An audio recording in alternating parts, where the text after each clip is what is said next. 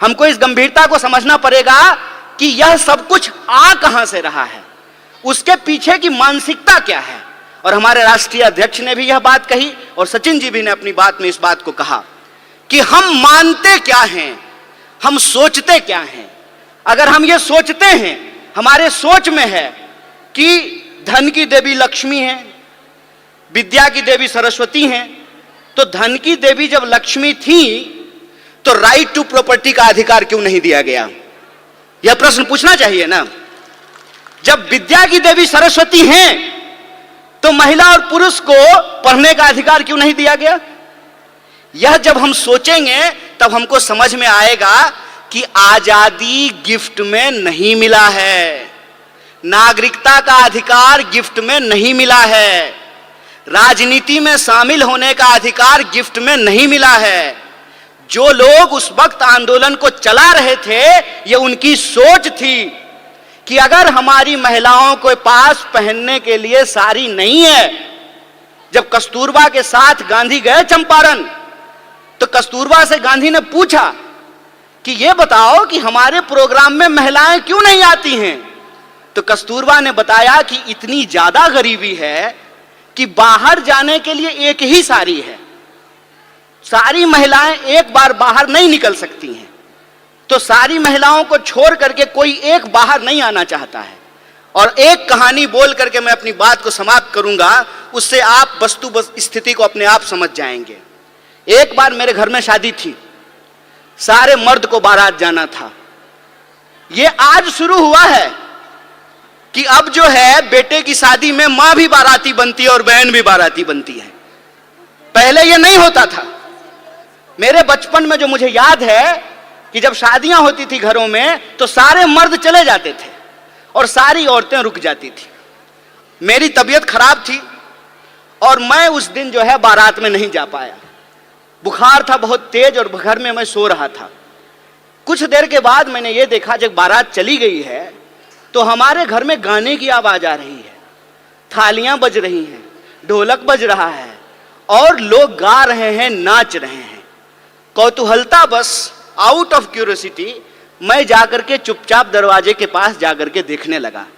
और मुझे इतना आश्चर्य हुआ कि जिस मां ने मुझे 9 महीने पेट में रखा, अपनी एक एक सांस दी, खून दिया, पसीना दिया, 9 महीने पेट में रख करके पैदा किया, रोज खाना खिलाया, पखाना साफ किया, पढ़ाया लिखाया, वो मेरी मां गाती है ये मुझे मालूम ही नहीं था। वो मेरी बुआ जिसकी गोद में मैं पला, वो बुआ जो है डांस करती है, मुझे पता ही नहीं था।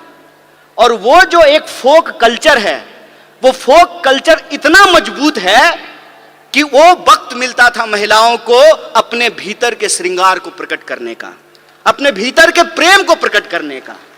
जिस समाज में आपको आपकी भावना प्रकट करने का अधिकार नहीं हो, उस समाज में महिलाओं को राजनीति में लेकर के आना एक चुनौतीपूर्ण कार्य है।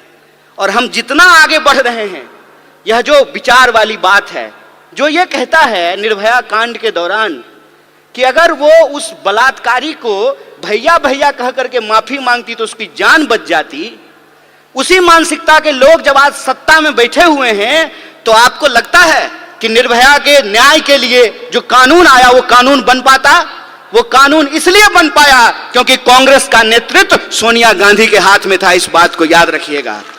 यह प्रतिनिधित्व का सवाल है, यह नेतृत्व का सवाल है कि अगर नेतृत्व इस देश में इंदिरा गांधी के हाथ में रहा, नेतृत्व सोनिया गांधी के हाथ में रहा, तो महिलाओं को आगे बढ़ने का हक मिला। और नेतृत्व आज एक ऐसे आदमी के हाथ में है जो पत्नी छोड़ करके भाग गया, तो महिला अधिकार का क्या होगा, इसको आप बखूबी समझ सकते हैं। इसीलिए मैं पॉलिटिकल कल्चर की बात कर रहा हूं।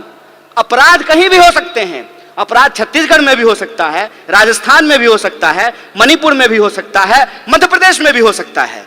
लेकिन अपराध के बाद पुलिस की कार्रवाई कैसे हो रही है, सरकार उस पर क्या बोल रही है, जिस पार्टी की सरकार है उसके स्पोक्स पर्सन क्या बोल रहे हैं, इस बात पे हमको ध्यान देना पड़ेगा। और कांग्रेस और बीजेपी के बीच में दल का फर्क नहीं है, विचार का फर्क है। इस बात को हमको समझना पड़ेगा।